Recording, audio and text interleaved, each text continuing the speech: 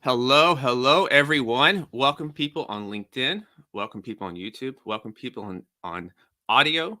And I don't know where else this may appear, but welcome there too if it somehow gets somewhere else. I'm Julian Hayes II. Welcome to Executive Health. And we're back at it again with another fascinating guest. And this is a topic that's a great topic to end the year on because when we think about health, a lot of times we don't think about this. We think about weight gain, we think about exercising, but this topic actually is affected by these things. So, just to give you a little backstory on this, so I'm an only child, and I know you're thinking, where is this going with the topic? But just hang with me. I like to read, and I like to have music on while it's playing in the background. I've been doing this for years. I traveled out of the country by myself. I made friends when I got there. I like to roll solo. Some people call me moody. I highly enjoy my own company. I got rid of my smartphone for months with no problem. But with that said, though, there's a fine line between using isolation for strategic moments of growth and isolation that becomes detrimental. Success and achievement can be lonely. What success and achievement is relative to you, though. Let's keep that out of the way. But the point being is, as I always talk about, the more you accomplish, the increasing likelihood that your world can unintentionally become smaller. Entrepreneurship at all levels and being an executive is stressful. Leading others is stressful. Leading yourself sometimes is stressful. Now, pursuing our biggest dreams requires effort and it will bring along some struggles. But as I'm personally continuing to learn, this doesn't mean that your personal life has to greatly suffer. Far too often, being an executive, being an entrepreneur, serves as this very nice fertile ground for becoming lonely, depressed, burnt out, unintentionally alienating yourself from those closest to you if you aren't careful. Now, I'm guilty of that. Now, if you're anything like me, though, when these problems arise and something bothers you, you head into your bunker, you put your armor on, you isolate yourself. And isolation, more often than not, is counterproductive. But when you do this, you're going to have more mental and more emotional exhaustion due to this incessant chatter that continues to follow suit in this scenario. So, in heavy isolation mode, I can get so focused and engulfed in my problems that other habits, such as my exercise, my healthy eating, drinking water, and sleep, it goes to the wayside. This is a very expensive cost to isolation, your body, mind, relationships, and health. This is part of the success paradox. And going deeper into this about isolation, as I was studying for this episode, it's one of the leading causes of death in the world today that you will not see on your local news network. Loneliness and social isolation may even represent a greater public health hazard than obesity for its effects on premature mortality amongst all ages. Isolation is linked to a plethora of dysfunctional immune responses, along with things such as increased blood pressure, which impacts our age, how we age, and our overall everyday well being. And one thing else about loneliness, people who are lonelier produce more inflammation related proteins in response to stress than people who are socially connected. So, to put this together, more stress equals increased secretion of glucocorticoids, which is one of the biggest causes to accelerated biological aging. And you can measure this with these biological age tests. And of course, link all this with numerous chronic illnesses. Humans, we need deep and meaningful relationships. But if you're like me, this is hard to accept sometimes because either you're only child or you want to be the lone wolf. But these relationships are critical to our identity and our ability to thrive in life. It's hardware in our biology. The absence of these deep relationships in the most extreme of scenarios can actually lead to someone committing suicide. And so, as with that said, today's guest is at the forefront of bringing awareness to this loneliness epidemic, in particular, the silent epidemic that is amongst executives. So, I'm here with none other than Nick Jonsson. Nick, how's it going, man? It's going great. Thank you so much for having me on the show, Julian, and thank you especially for addressing this topic, which is so much stigma that many are avoiding. hmm Yeah, it hits close to home with me, and I think this strikes us. It hits us all, and it's something that I think, like you mentioned in the book, people who are quote unquote high performers, high achievers, or people at least look at us that way. We kind of have this reputation, and we don't want to show chinks in the armor, so we'll suffer in silence, or we'll go seek out these other vices that will kind of mask that, and so it's all a facade. And then at some point, though, as it happens to all of us, time catches up. and we eventually have this collapse. Yes, absolutely. And, I didn't realize myself that I was caught in this until it was, that I was lying there basically on my bed and being, in the mode where I thought everything was over. I had written my will, my testament, and I gave up. But it shouldn't have to go that far, Julian. We should be able to address it earlier, shouldn't we? Absolutely. And before we dive into that, let's get an origin story of who you are. So something I always like to ask guests is if we look back to you as a little boy, would we have guessed that you're doing what you're doing right now as a little boy? Would they have matched up? Absolutely not. I think many of my friends from when I grew up are very surprised to see me in Singapore. Hmm. So how'd you get to Singapore? Let's dive into that because you're not from Singapore.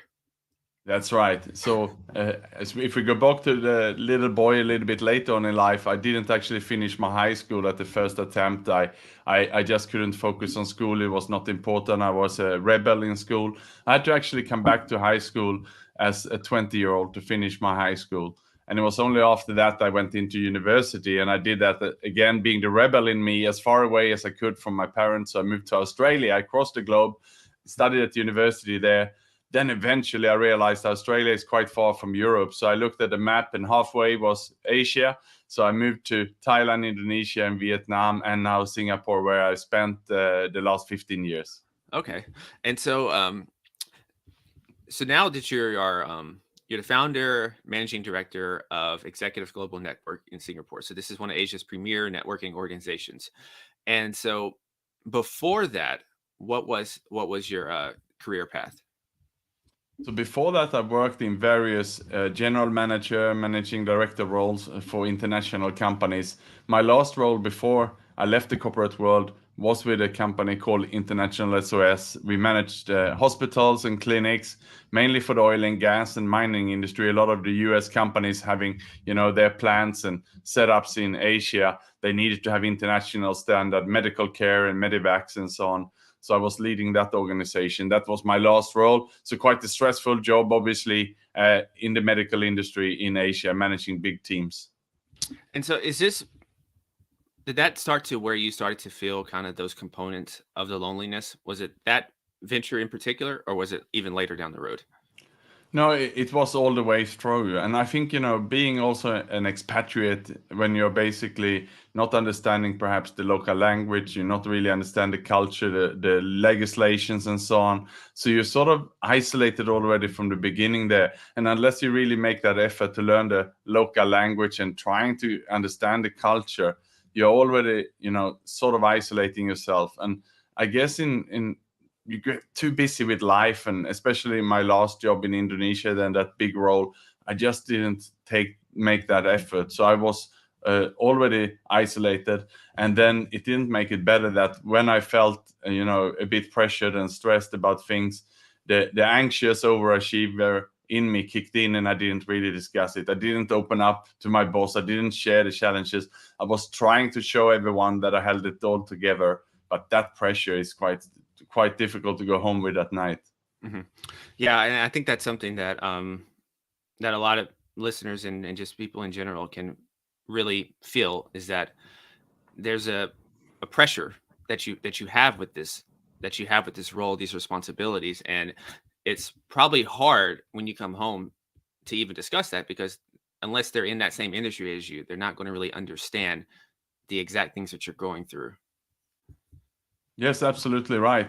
I mean, who could I really discuss this with? Because if I couldn't discuss it, internally with perhaps my colleagues, I'm supposed to be there to motivate them, to drive them. Yes, if I had the approach I have today, I would have been vulnerable. I would have opened up. I would have brought the team closer to me. I would have demonstrated that I don't have all the answers and let's work on this together. But that was not the kind of leader I was trained to be, and that was not what was expected of me. It was not what my boss was telling me to do. So naturally I was just trying to show that I'm brought in here to really show the direction and so on, and the pressure we put on ourselves then is immense. And that's how I was working all these 15-20 years from my corporate career. And as I was interviewing people for my book and also for my service, I realized that is very, very common, still is today.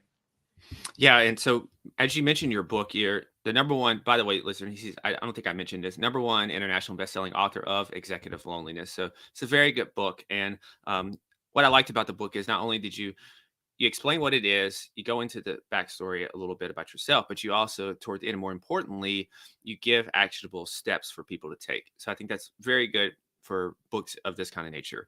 Now, one of the first things that you will see when you open the book is that you get the backstory, the origin story, in particular, losing your colleague and friend Simon.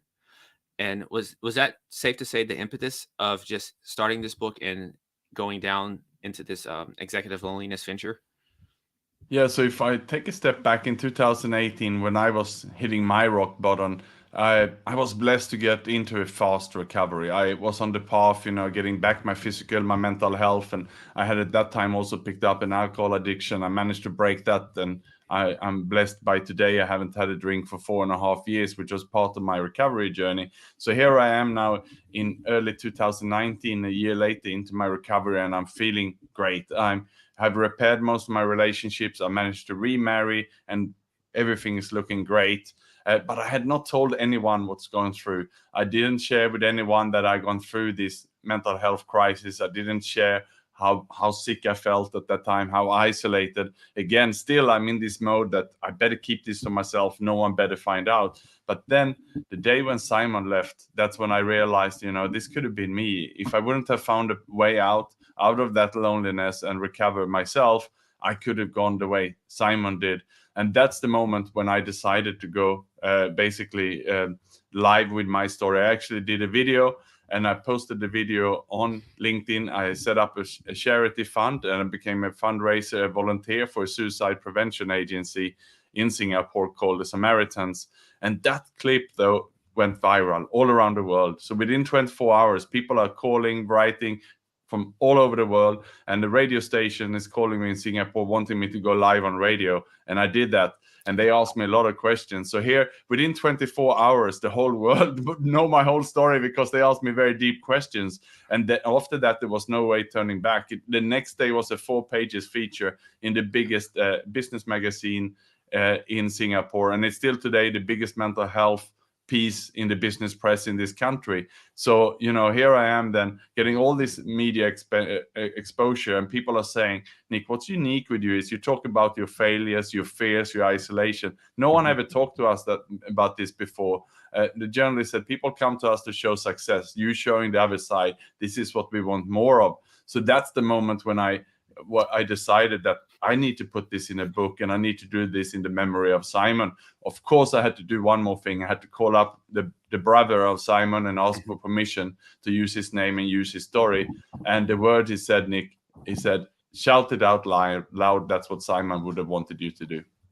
Wow. And so when you get ready to share your story, and I think a lot of this is probably tied around ego. And I'm just curious, um, how'd you remove enough of that to just put that out there, and just, were you like, did you have nervous, like, after you did it, were you like nervous or anything? And like, I just know it's hard to have that vulnerability, even just with people behind closed doors, but to do it out where a bunch of strangers, who knows what, can see it and get a hold of it and everything. That's even another extra level of vulnerability that you had to exhibit.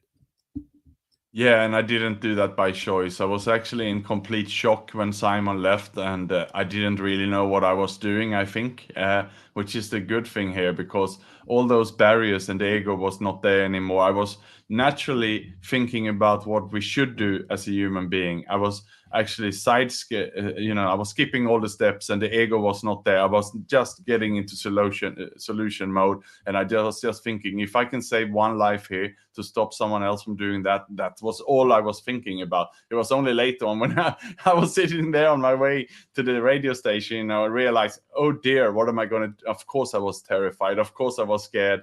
But once I was sitting in the studio, and the host was asking me all these questions, I felt a lot of relief. As I was sharing my story, it was also, I was recovering myself as well.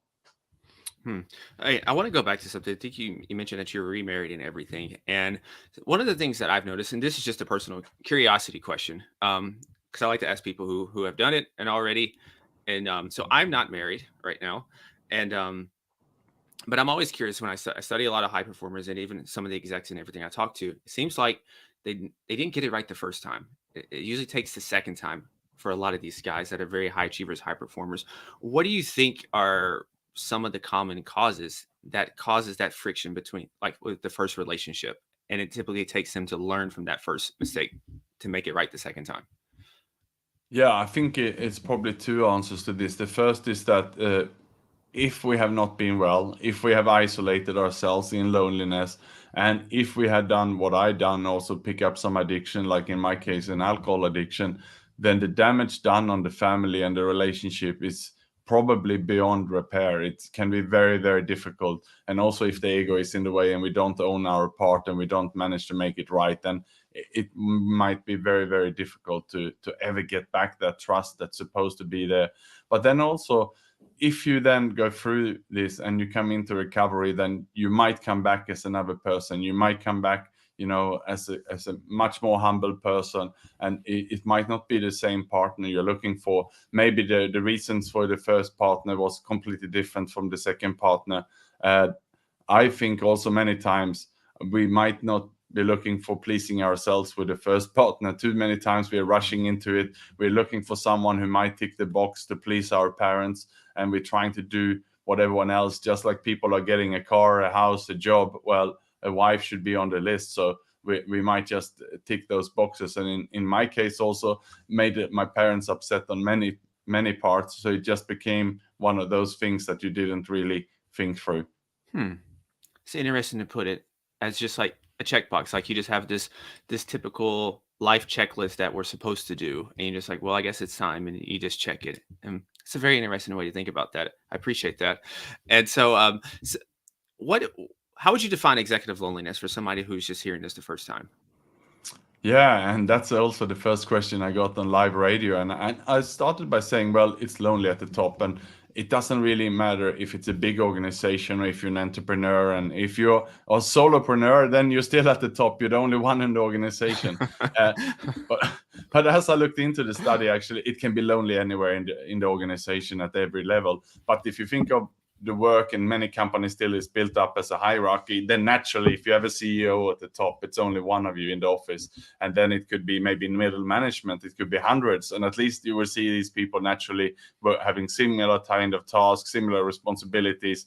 They can go for a coffee, go for a lunch together. They can be sharing and laughing and having a good time. While perhaps the CEO is still at the top and many times perhaps left in the office, sitting there having a salad with the door closed instead. It's just if you think about it like that from the outside, it's already quite a lonely place. And as I interviewed executives for my book, that's exactly how they were describing it. Hmm. And so, how do a lot of those guys handle that with that isolation? Well, many are looking for another escape, which is what I did, right? And Hmm. you're trying to go through it because it's also, as I mentioned, the anxious overachiever is kicking in. You're trying to prove to yourself that you can do this. You also perhaps got used to the power, which is the power with the job, and that's addicted us in itself. And then the packages that comes with it, you want more of that. You adjusted your lifestyle to it, so you cannot think yourself of a way out of it. You're just so used to it. You no need this to get going. And then what you do, you're pushing through, working long hours every day. And then you need to find something outside there. You need to find a release. And many times it is addiction. I was just talking to an owner of a rehab over here, and he said that of the 10 of the C-suite, he thought that about 10% of them were alcoholics alone. Many of them are functioning alcoholics who is seeing perhaps the business function, the business trips as a way to drink, and they numb themselves with this. That doesn't mean that they don't do the job. They're working extremely hard, but outside they can switch off the work, and their way to do that is by engulfing themselves in some addiction. But there's so many other addictions around these days. It can be anything from gambling, social media, to food, or anything else that we find we grab to get that escape and that release. Yeah, I tend to agree with that. That we're going to seek some kind of vice out for that, and so a lot of those can be harmful. Some are much more harmful than others, and because you mentioned the alcohol, and for you, and so going into that a little bit, So when you're at this moment of just beaten down and needing to rebuild yourself, what are some of the first initial steps that you took to rebuild yourself? Well, the first thing was that I had to admit to myself what was going on. And as I write in my book, I have 5 steps there. The first step in my book is called taking stock. And what I mean with that is that get a spreadsheet out, to get a pen and paper, and just journal and write down everything. In my case, I had to be completely honest, and I ask everyone else to be that. I had gained, about 60 pounds. I had stopped exercising. I was drinking too much alcohol, and I had at this stage also, broken relationships. There was a lot of people I didn't talk to, including my sister. I had to write all of these things down. And so uh, it's very good to do this perhaps with a mentor, with a coach, or with a sponsor or something like that, so that you really take a deep look. Just think of it like a stock owner, a shop owner. You would take a stock take, once a month, once a quarter, or once a Mhm. year, where you look into that. But how often do we do that as human beings? But that's what we need to do here. Yeah, for us human beings, it's really we just go, go, go, go, go, always doing something. Yeah, it just Absolutely. yeah, I get that. There's never time to take a break, and I think a lot of that sometimes is because you're afraid of going back to day one because there's a lot of pain associated with just getting at the beginning and everything, and kind of to tie in what you said earlier about you've accumulated maybe some power, maybe some type of status and everything, and you don't want to give that up. Those things feel good to a certain extent. Absolutely Yeah. right, Julian. I mean, as you mentioned before, it's the ego here that is in the way, right? And we don't want to give up on our routines and what we have. That's very uncomfortable. But we got to get this down on a piece of paper, and we got to be honest with ourselves. We got to be honest with another person as we go over this list. And so that was certainly my first step. Yeah, and then I know the next one is about asking for help. And so for you, for individuals, how would you recommend me to go about that? And some of the initial people, who do you think's some of the best people for that? So for that list you wrote in step one, then the next thing is to think about, okay, so for everything you've written there, who would be the people or person or organization who you can address that with? So in my case, with the health then deteriorating, I had to see a doctor. For my health, I had to see a nutritionist. I needed to get some fitness advice. I had to buy a wearable device where I could get back into the habit, and so on. I had to also, thinking about the relationships and so on. But the key point for the second step was just to really line by line to think about and prepare, who can I take this to, and asking for help. You just showed a wearable, so we got to sidetrack a little bit. What's I love wearables. It's a big part of it's a big part of my whole philosophy inside the firm and everything. And so I have a wearable as well. And what's some of the, let's say, 2 to 3 things of the biggest benefits that the wearables provide for you? And you know what, Julian? That actually links us into the third step in the book, which is getting healthy. So it's I know. perfect So here. Yes. I So that was the first thing I had to do. My coach told me, Nick, if I'm going to work with you, and actually he was based in Canada, I was in Singapore, and he said we need to get you on these wearable devices, and then let me coach you virtually for an app. And that's all he did. So he Mhm. set targets and goals for me, and it started by being just a 2 miles walk basically the first day. That's how simple it was, because I just needed some motivation just to get out of my house, go for a walk in the morning, and I had to tick the box, and he could see that I was actually doing it. And then we were increasing this all the way to a half marathon in about 6 months later. So I could see the progress, he could follow it, and he also gave me then nutrition advice. And I had to measure my sleep, and Mhm. also we had one other app where I had to punch in everything I was eating. Okay. Yeah. So yeah, it's those wearables, it's accountability. And it's the thing I always talk about data is that data has no emotions. Data is data and there's no bias and you can't cheat data. And so what it does is it's essentially like a mirror that you just hang up in front of yourself. Did you do it or did you not do it? And because a lot of times we can kind of finesse our way and talk ourselves out of why we didn't do something and make it sound good because this is the beautiful thing about our brains. But when you have that track there and you had your coach and everything, you can't get out of that. And so that's one of the most, I think, besides all the sleep and seeing how your breakdown of sleep is with that, I think first and foremost, it's a great accountability tool. Yeah, absolutely. And I made a LinkedIn post on this topic Mhm, yesterday because many people have asked, Nick, you're now 4.5 years into recovery. Look what you have achieved. You've written a book. You have done all these kind of things. You're remarried, and I won the award for in Singapore 2021 Entrepreneur of the Year, and all these kind of things have come to me, which is beyond my wildest dreams. What's the secret? People asking me, so I shared, what is the secret? And it's exactly this. I said, you need to make sure that you remove emotions. You need to make sure you remove the motivation and all of these things, and you need to just do it, because you have that gap, when you wake up, are you going to stay in the bed or are you going to get out of bed? It's raining outside, am I going to go for a run or not? And you just have to eliminate all of this, and you just have to do it. And data is data, as you said, and just get it done. It doesn't matter, no excuses. And that's all I done for 4.5 years now. I just stick to what has been agreed. I still keep my fitness coach until today. He still owed my plan. And mhm. today I have a run, and I will do that run. No matter if it's raining, whatever happens, I will do it. If it's if it's thunderstorms the whole day and or something, then I will find a gym and I will run it indoor. But I will log that run. That's my thing to do today. Yeah, I totally can relate to that. I had an old friend and mentor once say that he should always reminded me that your circumstances should have no effect on your commitment. And I just got into running maybe like a year and a half. I've just gotten into running. I come from the opposite side of the world, but running's pretty addictive. It's fun, and I think those days where, because we're getting ready to have them, it's getting ready to be really cold here in the next few days, and those are like your I call those like your growth days. Like, it's very easy to go run when it's warm and nice and sunny outside, but when it's really cold and you got to layer up and it's windy as well, there's nobody out there, it's gray.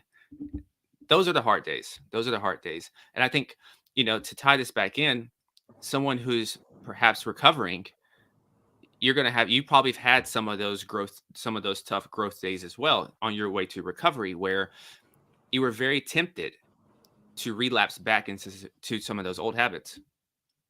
Yes, absolutely. And especially the first couple of months, you're on very shaky ground. So that's why it was very essential. I had that support, the help, the wearable devices with a coaching advisor. And this doesn't have to cost a lot. You can get wearable devices which are reasonably cheap. And you don't have to get a personalized coach. It's all these plans that comes with the devices you can download online and set it up and so on. And that's what I'm helping others with. I just helped my wife. She wanted to run a marathon. And Mhm. I spent half an hour basically online, and I managed to find a plan, and I helped her, and she downloaded it and synced it with her devices, and she just completed her first marathon 2 weeks ago. So I mean, it works for everybody. This is not rocket science, but as we say, it's about disciplining ourselves and just get it done and having those growth moments. Mhm. And indeed, I had lots of them early on. And I call in my book exercise and fitness basically my natural happy pill, because when I was in recovery there, the first days, I was given quite strong medication. I was given medication for anxiety, depression. I needed sleeping pills and so on. But as I started to pick up the exercise and was exercising a little bit more every day, I could start taper off the all this medication. And after 3 months, I was surviving on exercise alone, and that's Mhm. what I do now. Wow, that's fantastic. And also, what I hear in that is that also you were also, like, your environment was nurturing.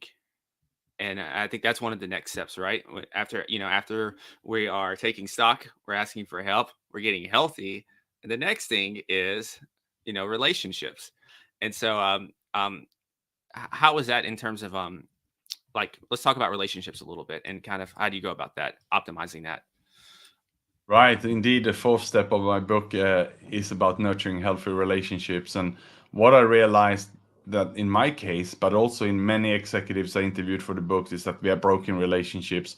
Because if we elbowed our way from to the top and Hmm. our ego was in the way, we wanted that, all the, we wanted the bonuses, we wanted the top roles, then we naturally have stepped on people's toes. At least that's what I did, and that's what many people did. That means we're walking around with a lot of resentment. There will be people that we need to go back to make amends. We need to apologize to some people. We have maybe been terminated from a few jobs, which I had. We might have resigned from some jobs when we couldn't deal with it.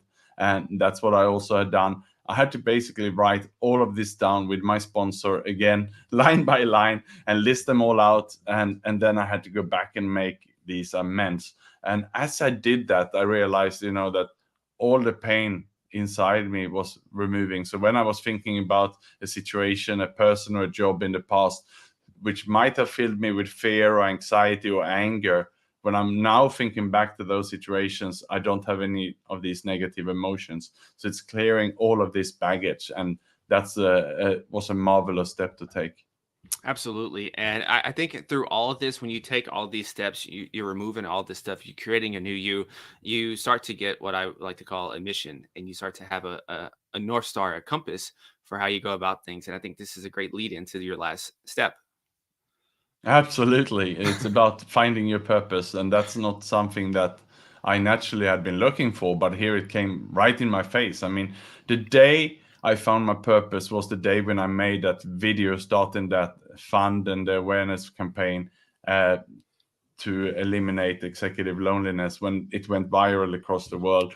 And when I did it in the name of Simon, that's the moment I realized this is what I need to do. I need to be out there and sharing the message and helping people to be more vulnerable, and that we can talk about this. So that's indeed my purpose. And I could just feel it so strongly. And despite it's now soon 5 years ago, I feel just the same every day. Hmm. Yeah. And so that's a great, easy 5-step framework that we can do. Easy in terms of conceptualizing. Sometimes execution is a little more difficult, but it's just like what I talk about with exercise and health and everything. It's conceptually pretty easy to do and understand, but the execution of it is probably where it gets a little dicey sometimes for us. And speaking of some of the signs and symptoms, we haven't really talked about that much, so we'll reverse a little bit. We started with the solutions. Maybe let's look into some of the problems and issues when they come up. So, what would you say are some of the signs and symptoms to look out for people even around us, or even just for ourselves when it comes to this loneliness and just different types of stress? Because I think it's a little more difficult, because when we tend to think of someone who is um, like sad or just down and out, we tend to think that they're just going to be just slumping and just laying on the couch eating chips and drinking Pepsis all the time. But that's really not the case, right? No, people are very good at hiding this, especially if we're talking about, senior executives or Hmm. business owners, entrepreneurs, and so on. You will have no idea what's going on internally. I mean, some of the most successful entrepreneurs have even died of suicide. I visited Tony Hsieh in Las Vegas 2013. I joined his Delivering Happiness boot camp after he just sold his company for $2 billion to Amazon, and he is one of the happiest guys I ever met. And he was gone in 2020. So if someone like him goes that way, then how would we possibly know about others, right? So that's the thing here, and it's impossible to uncover, but we can look for some signs. We can look for people, if people are completely isolating themselves, cutting themselves off from the world. That's one thing. But also, if you see someone gaining a lot of weight quickly, or losing a lot of weight, or changing the habits. So in my case, I used to do frequent exercise, but suddenly I stopped. So for 2-3 years, I did no exercise. Hmm. If perhaps a mother is losing interest in being a mother for a young child, or if you have a partner and every Wednesday night you used to cook pasta together for years, suddenly your partner don't want to do that. Or if you have perhaps a child who normally played the guitar 5 days a week suddenly stops, look for those signs, because that's a warning bell that perhaps something is happening. Hmm. Yeah, and as we're talking about this, one thing I noticed over the last, probably, I think you mentioned 2.5 years or so, or maybe it's been about 3 years now, and I've noticed like just demeanors in people and just being affected by the pandemic, and then just the isolation that some people had to endure, some more than others, especially in the states, because we have different rules for different states and everything, even different counties. So it's, you never know what you're going to get. So, uh, but I did notice that a lot of people now are just have been just really affected by that in terms of just not bouncing back. So what have you noticed from the last 2.5 years with that regard? Well, I started to write my book before and all the lockdowns, and I did a survey when I asked the executives, about loneliness. And at that time, I found out that about 30% were suffering from loneliness, executive loneliness in 2019. I then managed to go back to the same group in 2020 during the lockdowns. the number was then 59%. So I think it's quite clear that the isolation, the loneliness had doubled. And that's the picture that was painted, And then when I asked them follow-up questions to this, is this something that you would discuss with your HR, your company, or your boss?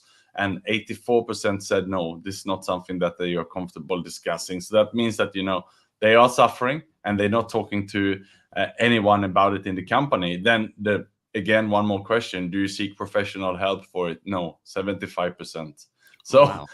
that's why we're talking about it. People are suffering in isolation, and we are still there, Julian. These people who were isolated, who didn't talk about it in the company, who did not seek professional help, they are still out there all around us trying to do it by themselves, and no one knows apart from themselves.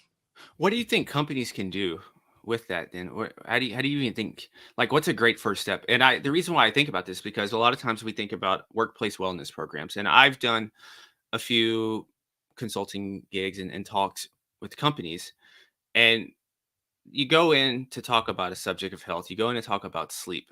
But to me, I don't think that's as effective, because really, kind of going back to these steps, there's no rhyme or reason why you're doing it. It's almost like a chore that they have to do it. And so I feel like they haven't really changed the whole nucleus of the company yet to even have this being effective. What are your thoughts on how companies can start to integrate this more and address this issue?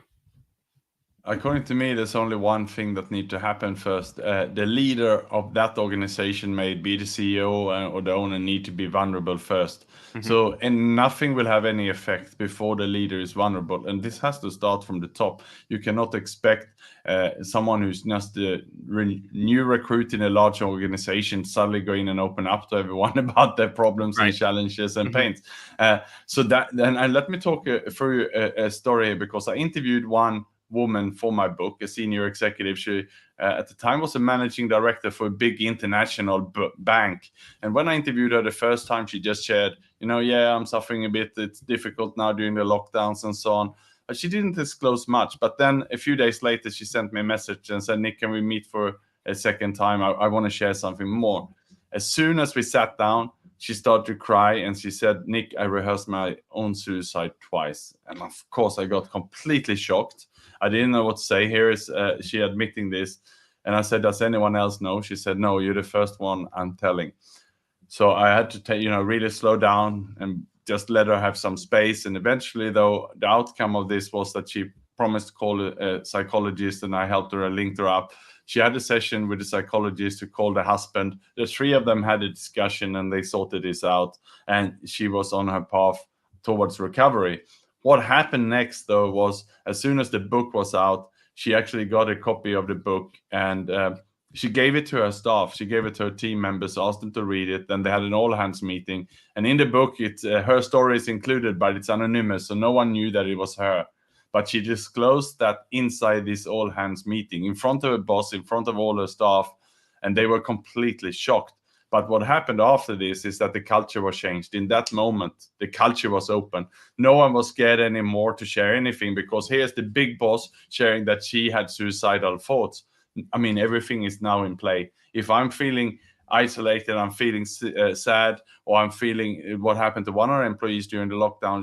She fainted because of anxiety attack, but of course she felt safe to then share this with the company and the team. Today they have the most warm and open culture in the organization. So that's what we need to do as a leader. We need to set an example.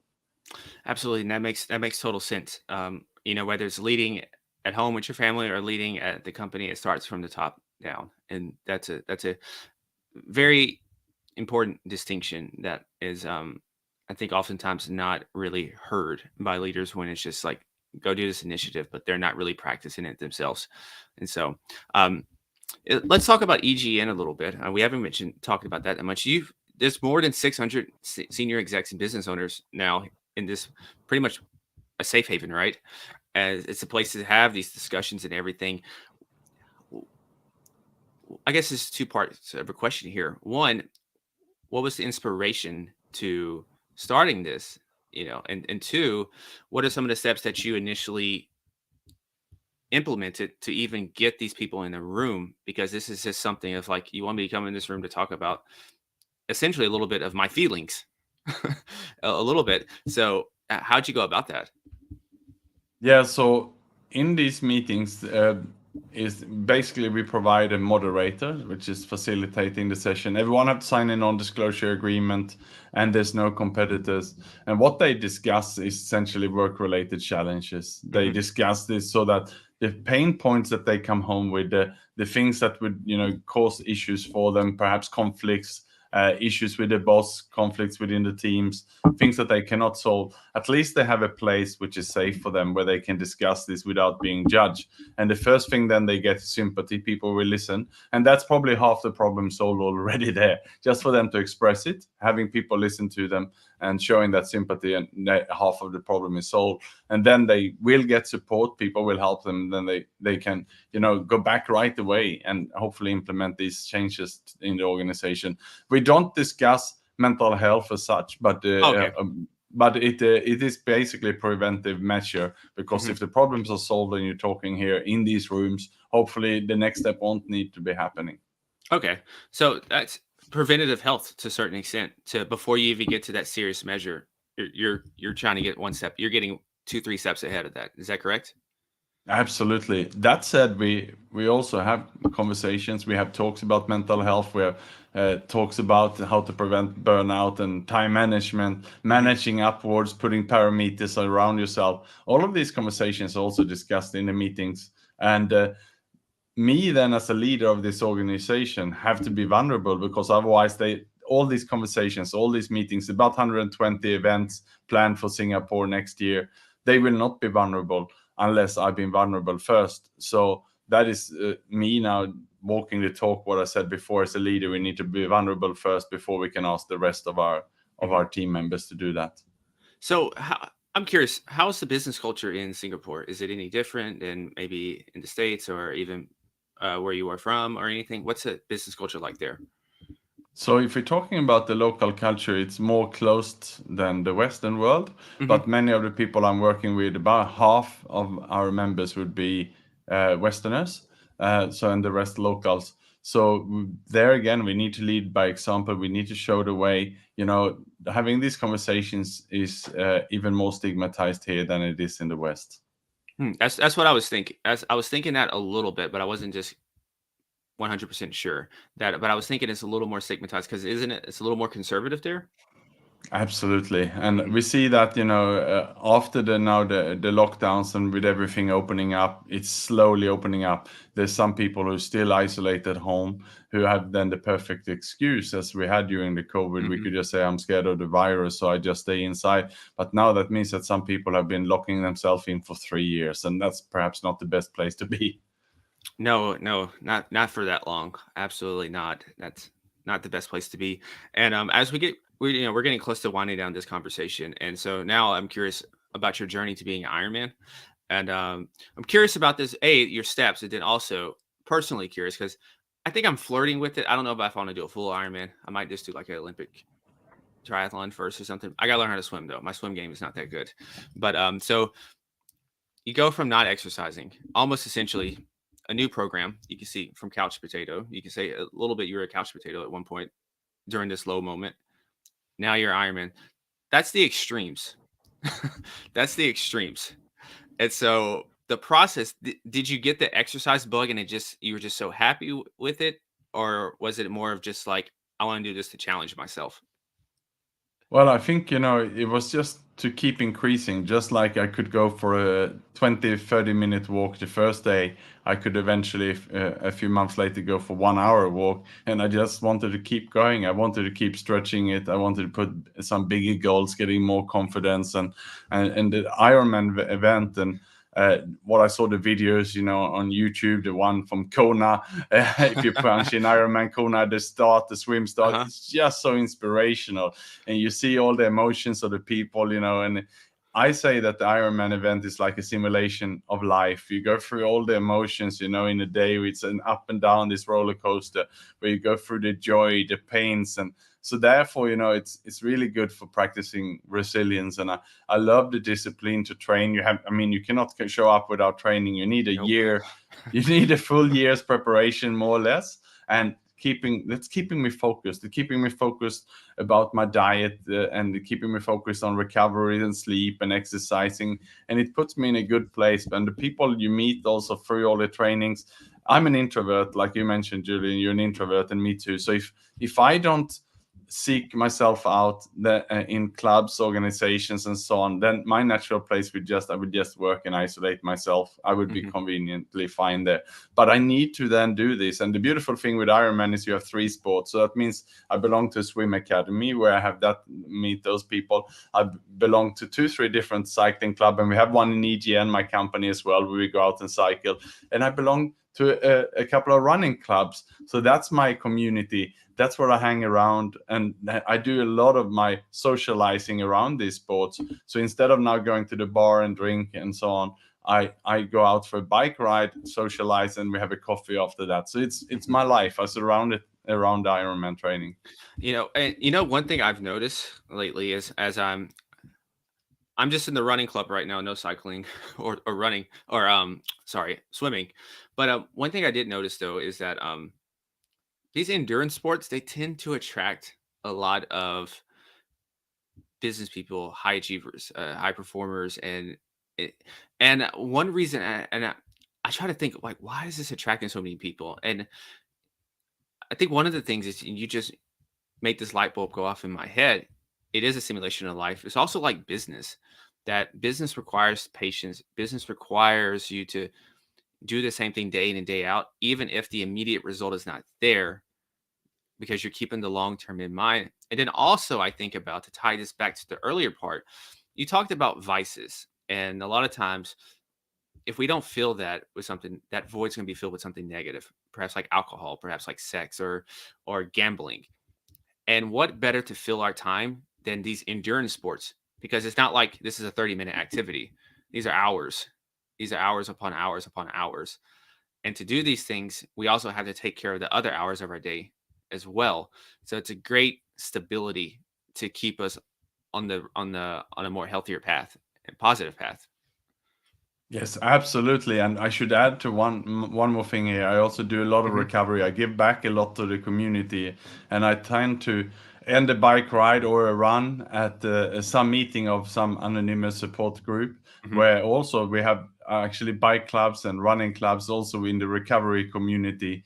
And again, it's all linked. The physical and mental health is indeed linked. So if we can integrate this and form good habits, and we stick to that path, then it's harder to fall off. Hmm. Absolutely. And so, when you did your first Ironman, was there more excitement or more nervousness? Oh, the first one is awful. The nervousness. I was coughing so much that I was almost vomiting before the swim start. Really, really, really scared. Yeah. Yeah, I can imagine. But the more I think about it, it looks just so fun. Like I can imagine the highs that you have when you're done. You're like, wow, I just did all this, and just to think about how far you came, and so and I feel like that's the ultimate confidence booster to carry over into other areas of life. Absolutely. You bring that resilience with you. You practice that in your training and your sport, and you bring that across to your working life. And these days, when it's so much changes in the working life the whole time, there's ups and downs, there are recessions, there's everything is going on, mergers, acquisitions. At Mhm. least you have some stability, and you know that you can go through it. Yes, and so people are hearing this, they're like, okay, they looked up what an Ironman is in case they didn't know, and they're like, okay, that's a lot of activity, that takes a lot of training, but you're an executive, but you also have family as well. So how do you personally kind of manage all these things and have them seamlessly work? Well, you got to be up early in the morning. Mhm. Something has to give, and basically, it's 4:49 a.m. here now. Yes. And after this, I'm going on a run after this, about a 20-mile run after this. Oh, Uh, fun. yes. I just did a 22-mile run 2 weeks ago. Oh, almost a marathon. Well Yeah, done. yeah, yeah. So it was a relaxed one. So I don't really have a marathon scheduled. Well, I think I'm gonna do one in April. So this was I just wanted to test myself. Yeah. So back to answer your question, basically something has to give. I don't watch the news, for example, on TV. I don't I just filter all of those time wasters out. I Mhm. mean, I do my work, I do my exercise, I do my charity and community service, and I spend some time with my wife. And that's really it. My son is coming here also next week to visit me. He's 13 years of age now. And, I repaired the relationship with my ex wife to the point where she's willing to send him on a plane by himself from Sweden to Singapore. And we're Mhm. going to spend time together. So I do these meaningful things I can in my life now, and I just don't waste time. I don't waste time sitting in a bar drinking alcohol or watching news and falling into depression because the news is, it's giving some negative views. I just cut all of that out, and it's focused. And then, I mean, even an Ironman training is 2-3 hours a day maximum. So you probably have that time. I was probably spending more time in the bars drinking before. Mhm. Yeah, and that's what I've learned by doing two-a-days, because I had to do two-a-days now because I didn't want to give up my weightlifting. I didn't want to necessarily give up some of my boxing as well, but I needed to really. I learned the hard way about endurance training. I thought I'll just do it a few days, just a few miles, and I'll be fine to run a long distance. And I got totally wrecked. I totally got humbled, and but it helped me learn time management and to be a lot more efficient and intentional with how I go about my day. And kind of like you can have almost everything you want, maybe not all at the same time, but you do have to give up a few things, if that makes sense. And so it may sound a little contradictory, but like you said, what are you willing to sacrifice? And so you for sacrificing the news, so you're not going to know all this negative stuff going on, but you're also probably in a much more positive state throughout your day and a lot more productive. Yes, absolutely. hmm And so one of the last things is, what are you most excited about since we're toward the end of the year? What are you most excited about for 2023? What's on the Well, horizon for you? yeah, definitely. First, to spend Christmas and New Year's with my son who's flying here. That's the first thing. And, Mhm. I'm looking forward to have a lot of conversations about what we discussed today. He's a 13-year-old. He has a lot of thoughts, a lot of feelings. And I'm glad I repaired the relationship with my ex-wife and him. And we can talk now. I also set up actually some coaching sessions for him with a child coach who will talk through, some of the anxiety that's going through in his life. And to train him to be vulnerable, to train him to feel that if he's in a confidential space, it's okay for him to talk about his feelings and emotions. It's because that's something that I didn't do as a child. So that's what I'm looking forward to in the coming weeks. And for the next year, I'm looking forward to I have a full Ironman race in August. So I will be on my training plan for that one. Awesome. Very exciting. Very exciting. And that's motivating. Like I'm much like you, I'm going to train after we get done talking here. For me it's just lifting, jump roping and boxing today. No running. Tomorrow's running again though. But lastly is where can listeners keep up with you and get your book as well? So the book is on Amazon and it's called Executive Loneliness. If people prefer to listen, then it's on Audible as well. And if people want to look me up, I'm on LinkedIn and it's nickjonsson.com. It's my website as well, NickJonsson. All right. And so I will have all that in the show notes. So in case you are listening to this and you are like us running, training or something, don't worry about it. It will be there in the show notes. And until next time, once again, Nick, thank you so much for this topic. This is a very important topic that is, once again, you're not going to see televised anytime soon, but it is nevertheless a very, very important concept because this is all connected to our health. Health is a system, everything affects everything. And so, listeners, thank you again for tuning in. And until next time, stay awesome, be limitless. And as always, go be the CEO of your life. Bye bye.